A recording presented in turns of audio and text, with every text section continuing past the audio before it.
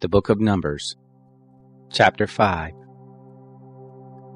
The Lord spoke to Moses, saying, Command the children of Israel that they put out of the camp every leper, and everyone who has an issue, and whoever is unclean by the dead. Both male and female shall you put out. Outside of the camp you shall put them, that they not defile their camp, in the midst of which I dwell. The children of Israel did so, and put them outside of the camp. As the Lord spoke to Moses, so did the children of Israel. The Lord spoke to Moses, saying, Speak to the children of Israel. When a man or a woman commits any sin that men commit, so as to trespass against the Lord, and that soul is guilty, then he shall confess his sin which he has done, and he shall make restitution for his guilt in full, and add to it the fifth part of it, and give it to him in respect of whom he has been guilty. But if the man has no kinsman to whom restitution may be made for the guilt, the restitution for guilt which is made to the Lord shall be the priest, besides the ram of the atonement, by which atonement shall be made for him. Every heave offering of all the holy things of the children of Israel, which they present to the priest, shall be his. Every man's holy thing shall be his. Whatever any man gives the priest, it shall be his. The Lord spoke to Moses, saying, Speak to the children of Israel, and tell them, If any man's wife goes astray and is unfaithful to him, and a man lies with her carnally, and it is hidden from the eyes of her husband, and is kept secret, and she is defiled, and there is no witness against her, and she isn't caught in the act, and the spirit of jealousy comes on him, and he is jealous of his wife, and she is defiled, or if the spirit of jealousy comes on him, and he is jealous of his wife, and she isn't defiled, then the man shall bring his wife to the priest, and shall bring her offering for her, the 10th part of an ephah of barley meal. He shall pour no oil on it, nor put frankincense on it, for it is a meal offering of jealousy, a meal offering of memorial, bringing iniquity to memory.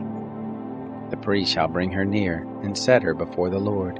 And the priest shall take holy water in an earthen vessel, and of the dust that is on the floor of the tabernacle the priest shall take, and put it into the water.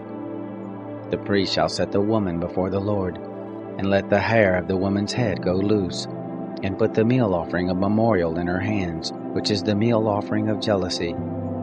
The priest shall have in his hand the water of bitterness that brings a curse. The priest shall cause her to swear, and shall tell the woman, If no man has lain with you, and if you haven't gone aside to uncleanness, being under your husband, be free from this water of bitterness that brings a curse. But if you have gone astray, being under your husband, and if you are defiled, and some man has lain with you besides your husband, then the priest shall cause the woman to swear with the oath of cursing, and the priest shall tell the woman, The Lord make you a curse and an oath among your people, when the Lord allows your thigh to fall away, and your body to swell. And this water that brings a curse will go into your bowels, and make your body swell and your thigh fall away. The woman shall say, Amen, Amen. The priest shall write these curses in a book, and he shall blot them out into the water of bitterness. He shall make the woman drink the water of bitterness that causes the curse, and the water that causes the curse shall enter into her and become bitter. The priest shall take the meal offering of jealousy out of the woman's hand, and shall wave the meal offering before the Lord and bring it to the altar.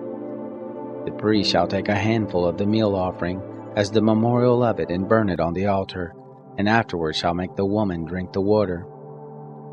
When he has made her drink the water, then it shall happen, if she is defiled, and has committed a trespass against her husband, that the water that causes the curse will enter into her, and become bitter, and her body will swell, and her thigh will fall away, and the woman will be a curse among her people. If the woman isn't defiled but is clean, then she shall be free, and shall conceive a child.